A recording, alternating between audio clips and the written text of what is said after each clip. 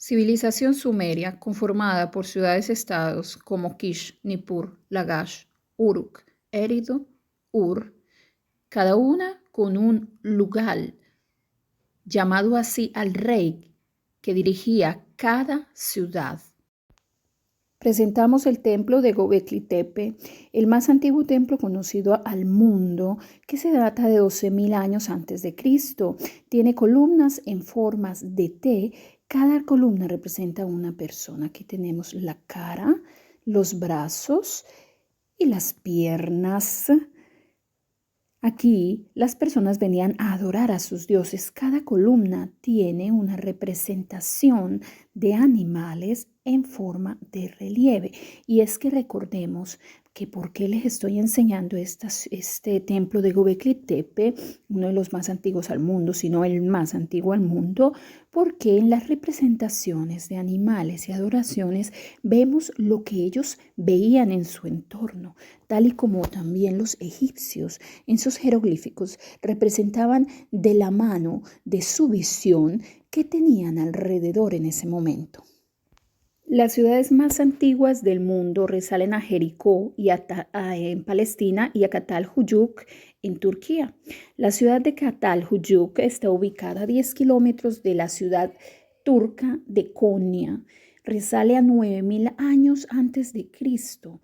Y es que en las investigaciones del primer extractos de Catalhuyuk se ve que cada casa era construida con la pared de la siguiente casa. Así que la única manera de caminar por la ciudad de Catalhuyuk en el primer extracto de la historia de 9.000 años antes de Cristo era caminar sobre los tejados. De esta manera paso a contarles que las ciudades sumerias separaron sus casas, hicieron centros habitables más distribuidos, hicieron un templo y lo más importante, su sigurat.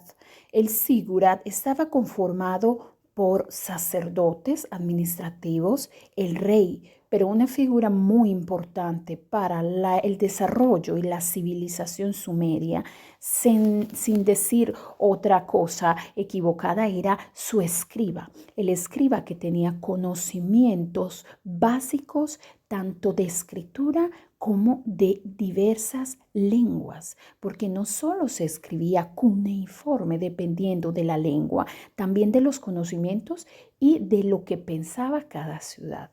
La escritura cuneiforme nace con ideogramas, pictogramas, que después conllevan a una escritura acúneo, que es la que data tantísimas listas procedentes de las excavaciones de las ciudades antiguas sumerias y que arrojan datos como listas de administrativas, tributarias, animales de la época, lo que tenían en su entorno, listas de sus vasijas, de lo que comían, de lo que podía contener el templo, de lo que tenían por si había una carestía. Las inundaciones eran propias del territorio porque el Éufrates y el Tigris, y sobre todo el Éufrates, era un río muy, muy halagador. Entonces, halagador en el sentido de que halagaba. Entonces tenemos estos escritos cuneiformes que nos cuentan todas las historias que hace desde 4.000 años antes de Cristo está sucediendo en Sumeria. Y uno de los escritos más famosos, sin lugar a dudas, es el mito, la epopeya de Gilgamesh. Este Gilgamesh, un rey de Uruk que vivió entre el año 2700 más o menos antes de Cristo. Aquí tenemos la tableta que pertenece al poema de Gilgamesh, donde los dioses le crean un amigo, un hermano. Al inicio tenía que ser una persona que tenía que batallar con él, se llama Enkidu, pero que a la final se vuelven amigos y tienen miles de aventuras. Más adelante hablaremos de Gilgamesh. En el nacimiento de los dioses tenemos las Venus, todas las Venus que han rodeado las distintas tribus y poblaciones que tenemos y de las que tenemos conocimiento. Todas coinciden con la adoración a una diosa de la abundancia y que deriva en el mito sumerio en la diosa Ishtar, después llamada Inanna. Esta diosa Ishtar es una de las principales, seguida por el dios Shamash, que también aparece en el poema de Gilgamesh. La civilización sumeria tiene alrededor del 2000 dioses. Un ejemplo claro es este sello, que es una guarnición cilíndrica, que es una especie de firma de algún rey, que nos muestra el dios de la casa, que tiene arco y flecha en sus manos, seguido de un pequeño árbol donde está la diosa Ishtar. En su mano izquierda contiene un chespulio, más o menos, un pedazo de rama, y más abajo de ella vemos al dios Shamash, el dios del sol, que emerge entre esas dos montañas con una especie de cuchillo o cegueta en su mano izquierda. Seguidamente vemos al dios Ea, dios de las aguas e inundaciones, y tiene un pie sobre una de las montañas. En medio de las piernas del dios tenemos un toro a forma de acostamiento, y en su mano derecha tiene un águila. Esta águila está robando las tablas del destino. Atrás de el dios Ea de la inundación tenemos a un ayudante suyo, un asistente que se llama Isimu. Vemos que todos contienen faldas, los hombres tienen barbas. La diosa Ishtar no la contiene. Este es una firma de algún rey de la época. Abajo se ve la forma de las montañas. Antes del dios de la casa tenemos un león que ruge, y hay inscripciones pictográficas a canto de cada una de ellas. Siendo la diosa Ishtar la más importante del panteón de los dioses sumerios, lo podemos decir así, cada rey llamado Enlil o Ensi-Lugal tenía el papel fundamental de coordinar, de dirigir la ciudad con mucho ejemplo, porque él era la representación teocrática de un pueblo. Teocrática porque creían que el dios yacía, la diosa yacía con este rey, y él era parte, el vocero, la divinidad posterior al dios que regía la ciudad. Entonces, cuando hablaba el dios, hablaba el rey, y cuando hablaba el rey se hacía. A esto pertenece de que la civilización sumeria tuvo un auge, porque él mismo era la cabeza de su religión y la cabeza de su dirigencia política. Dentro de este contexto de rey tenemos esta tabla fundamental del rey de Lagash. ¿Cómo diferenciamos al rey? Porque es el personaje más grande visto en la escritura o en la representación pictográfica. Aquí tenemos al rey que es más grande y es el rey de Lagash. Esta tabla representa al rey vencedor de la humillación, de la invasión que hicieron a la ciudad de Umma. En general, Lagash fue un centro y una de las ciudades guerreras más importantes que tuvo Sumeria. Aquí tenemos la estela de los buitres o la estela de Liaboltoi.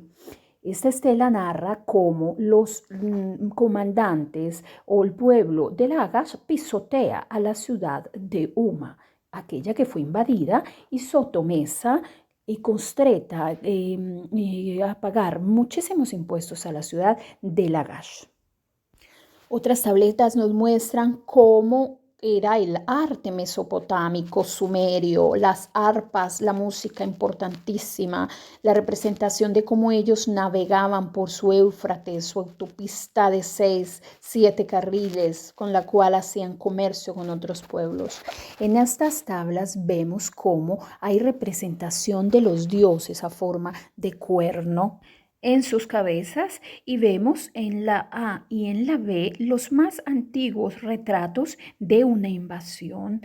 Tenemos la estela de Liaboltoi en la columna C, Tenemos invasiones en la columna E, tenemos en la D un triunfo de Hakadian, es una tabla muy famosa y esto nos conlleva a ver cuán grande es esta civilización sumeria, todo lo que ha hecho y cómo ha aportado a nuestros días de hoy. Todo lo que nos da la civilización sumeria es una visual de lo que hoy hacen los países unos con otros, querer lo que otros tienen.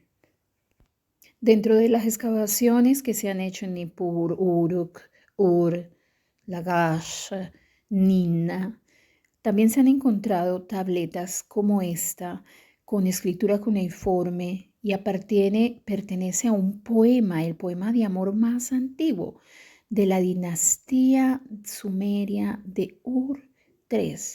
Y estas tabletas de amor con poesía en general son atribuidas a una autora de nombre Enheduana que relata historias a lo largo del tiempo sumerio. Parece ser que Enheduana no fue sino una poetisa de los primeros tiempos sumerios y que después se usó mucho su nombre como firma o como atribución a Enheduana como autora.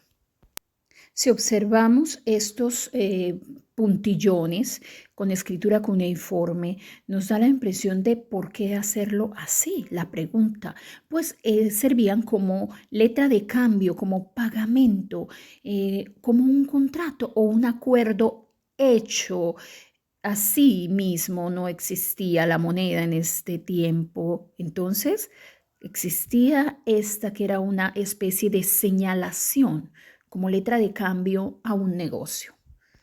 Otro de los grandes descubrimientos en la ciudad sumeria de Larsa en 1922 fue este prisma de barro que contiene la lista sumeria de los reyes antiguos y que contiene los prediluvianos. ¿Por qué se habla de un diluvio? Y es que casualmente también en el poema de Gilgamesh se narra la historia de un diluvio acontecido y que cuando esto sucedió, el grande sobreviviente fue Utnapishtim junto a su esposa, al cual los dioses le concedieron el favor de quedarse vivo, al cual los dioses le dieron la inmortalidad. Entonces Gilgamesh quería saber cómo es que Utnapishtim ganó ese favor de los dioses y cómo todavía es inmortal. A lo que Utnapishtim le dice que esta flor que quiere encontrar está dentro del mar. Así Gilgamesh la encuentra y mientras toma un baño la deja aparte, mientras se refresca, viene una serpiente y se roba la flor. De manera que cuando las serpientes cambian de piel, se dice que han recibido el favor de los dioses y contienen la eterna juventud que tanto deseaba Gilgamesh. Y de aquí tenemos más pistas sobre lo que es el diluvio, la serpiente, que simboliza la serpiente en muchas religiones, de donde han tomado y han bebido, y ellas mismas contienen todo lo que es Sumeria. Y en el 1927 este grandioso arqueólogo que es Leonard Woolley encuentra la tumba real de la princesa Puavi, no sabemos si es una princesa o una sacerdotisa, hoy la vamos a llamar princesa, que contenía grandísimos repertos de oro, entre ellas esta arpa sumeria, pero vamos a explicar qué hizo Woolley. No la encontró así como ustedes la ven, la encontró con el frente decorado con chanácar y lápiz lazuli, con las barbas de lápiz lazuli y la cabeza de oro. Los cuernos y el resto de madera fue reconstruido de acuerdo a lo que hizo Woolley en la época, que es la técnica que se usa hoy día en Pompey. Abre huecos en las excavaciones donde detecta más o menos que hay un reperto y después en estos huequitos que hace con varillas echa yeso, de manera tal que cuando encontró todas estas cosas las encontró algunas intactas y las algunas deshechas totalmente, porque todo lo que era en madera se consumió. Estamos hablando de 4.500 años de historia, casi 5.000. Lo que había en el terreno volvió al terreno. Lo que quedó fueron las partes duras. De allí podemos ver estas arpas sensacionales reconstruidas con la mayoría de sus partes originales, que fueron las partes duras. Dentro de su ajuar funerario encontró además este león hecho con marfil, lapislázuli, oro, con nácar, que simbolizaba el poderío. El león era una bestia admirada para todo el sistema sumerio, pues podemos ver a reyes que pelean con leones en todas sus estructuras. Aquí tenemos una cajita hecha en lapislázuli y oro que contenía el truco, el maquillaje de la reina Puavi. Asimismo, este cordero hecho en delicada forma de orfebrería, una manera sensacional de demostrar que contenían el arte de la elaboración del oro, grandes artesanos. El ajuar funerario de la princesa Puapi contenía esta corona hecha en láminas de oro, hecha delicadísimamente con oros y ornamentos de concha nácar y lapislázuli. Asimismo, un contenedor a forma de huevo de avestruz finamente decorado que posiblemente podría contener más monedas de oro para su vida próxima. De igual manera fue encontrada en una de las tumbas de Ur este contenido de guerra y paz llamado el estandardo de Ur. Es uno de los descubrimientos más fabulosos, más bellos. Está totalmente adornado con lapislázuli en una madera que está embetunada con una especie de bitumen. La escena de la guerra nos muestra cómo era la vida guerrera, cómo ellos se preparaban y cómo ellos podían combatir y ganar. Y en el otro lado estaba la guerra de la paz, que era el post del triunfo, el post del triunfo que señala el tributo a los que se hacen merecedores, el rey y su corte. El rey y sumo sacerdote, porque acuérdense que él era el rey y sumo sacerdote, y lo vemos siempre representado como la persona más grande del panel. Para darnos una idea de qué tan grande es este estandarte de Ur, he hecho esta fotografía del British Museum, donde actualmente se encuentra el panel del estandarte. Y es que en el mismo estandarte de Ur tenemos la muestra de lo que significa para nosotros el invento de la rueda, invento magnífico que nos ha servido para tantas otras invenciones y avances tecnológicos. En este estandarte vemos los carros tirados por onagros o asnos salvajes porque no habían domesticado el caballo, y vemos la forma que se le da a la rueda. A proseguir, esta rueda que está encontrada en la ciudad de Susa, y vemos que es hecha toda en metal, y no fue hasta que aparecieron los hititas a perfeccionar el carro de guerra y a mostrar la manera de cómo se domesticaba un caballo, que el carro de guerra se hizo un elemento básico para el combatimiento. Y es que además de todo esto, en la tumba de la reina Puavi y en las demás tumbas han encontrado decenas de sirvientes que fueron o murieron decisivamente por su sacerdotisa. Parece que era un honor, aunque algunos cuerpos presentaban señal de masacre. Puede ser que a último momento uno de ellos o algunos de ellos tenían o se arrepintieron de morir por su sacerdotisa.